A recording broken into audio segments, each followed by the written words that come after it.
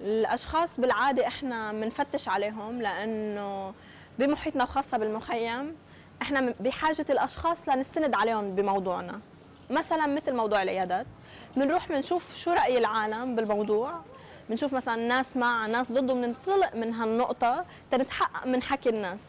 وبالنسبه للاشخاص يلي احنا بنكون عاوزينهم بالموضوع تبعنا، مثلا نستكشف اذا العيادات صحيه او مش صحيه، هون هدول الاشخاص ما بنكون محضرين معهم ابدا، بنروح معهم فجاه لانه هو بيكون تحقيقي اكثر.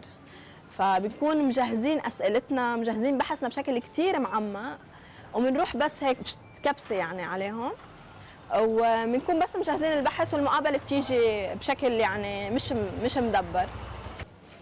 المقابله كثير مهمه، وخاصه وقت اللي نكون احنا بدنا شاهد، يعني هي مصدر كثير مهم ل لترتكزي عليها. يعني ما بقول انا قلت، هاي العالم قالت، وبعدين لما نواجهه للطبيب، الطبيب هو قال والكاميرا شغاله. هون احنا ما بنقطش الكاميرا ابدا، بتضلها رولينج طول وقت التصوير. يعني ما بنهتم كثير بالجانب التقني، خلص المهم عم نصور وعم نوثق كل شيء، لانه هذا بصير بعدين احنا بنصير مصدر بعدين.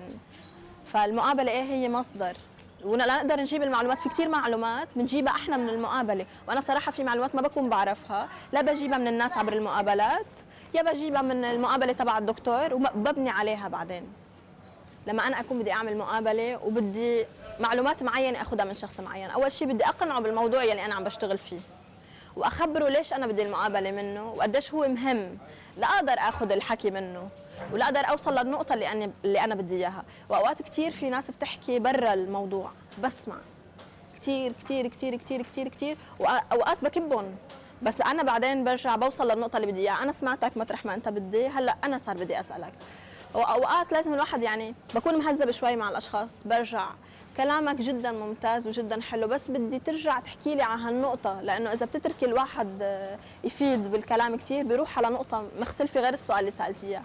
بس مهم كثير نعطي العالم مساحتها، لانه المقابله اساسا هي صوت للعالم، هو اهم. يعني بيقول لك حكي الشارع يعني هو نبض الشارع. المقابله اهم شيء للواحد هو يوصل صوته، بس انا كمان بدي اوجه، لانه بصير كل واحد عم بيحكي بميل. المعلومات يلي بلاقيها هي اللي اساسا انا نازله ابحث عنها بموضوعي.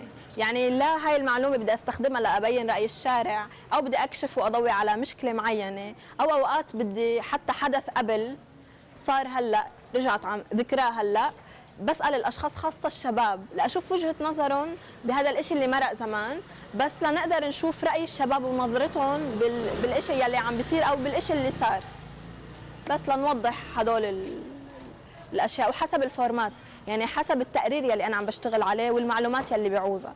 أوقات باخذ معلومات من الناس ما بقدر أوظفها ولا بأي مكان، فبروح برسم اشياء وبوضح فيهم الفكره، او بعمل كوميدي لانه ما بقدر اتناول هاي المعلومه، بس لازم اوظف هاي المعلومه اللي اخذتها من الناس بطريقه معينه. بالمخيم وبمكاننا احنا كصحفيين مواطنين ما بندور على المشاكل، المشاكل هي عم بتواجهنا، فاحنا بنكون عم نحل المشاكل اللي احنا بالاساس مزعوجين منها. انا ما بقرر انه هاي المشكله عم بتضايق الناس او الى اخره، عم بتضايق لانه هي بتكون عم بتضايق كل الناس. مشكله الزباله كل العالم بتعاني منها، مشكله الكهرباء كل العالم وانا بعاني منها. يعني بنطلق من الاشياء اللي عم بتضايقني وعم بتضايق غيري، فهون بروح بالمواضيع. واوقات بتكون الحدث فجاه تكهرب حدا بالكهرباء، فبرجع بضوي على قصه الكهرباء والناس اللي بتموت بالكهرباء والى اخره. يعني حسب الموضوع. اوقات بتشتت الدنيا بطوف المخيم، فبحكي عن الطوفان. يعني الفصول بتلعب دور، الاحداث بتلعب دور، الاشياء التاريخيه اللي بالمخيم، مثلا اجى وقت المجزره فبنعمل شيء عن المجزره، او صار في مشكله مخدرات، عم تزيد مثلا المخدرات، الاهل بيعملوا حمله فبنضوي على الحمله، او بنعمل موضوع للتوعيه. حسب المواضيع اللي احنا بنشوفها، اوقات بنلاحظها واوقات بتصير حدث مفاجئ بالشارع، واوقات احنا بنعمل عنها بحث. الصحفي المواطن بقلب المخيم بيشوف اشياء اللي برا مش شايفها، بتناول الموضوع من قلب الحدث، غير لما يكون صحفي جاي من برا عم يطلع عليك بنظرة مختلفة. ممكن هو يشوف اشياء وتروح عنه اشياء ثانيه، بس اللي بيعيش الحالة لما احكي انا عن الكهرباء اللي انا عم تقطع عندي زي ما عم تقطع عند العالم وانا عم بحكي عنها، المشكلة طايلتني. انا همي اعالج المشكله بطريقه مختلفه، مش بس احكي عنها، انا عم بحكي عنها عشان انا بدي الاقي لها حل، لانه انا بدي المخيم يصير افضل.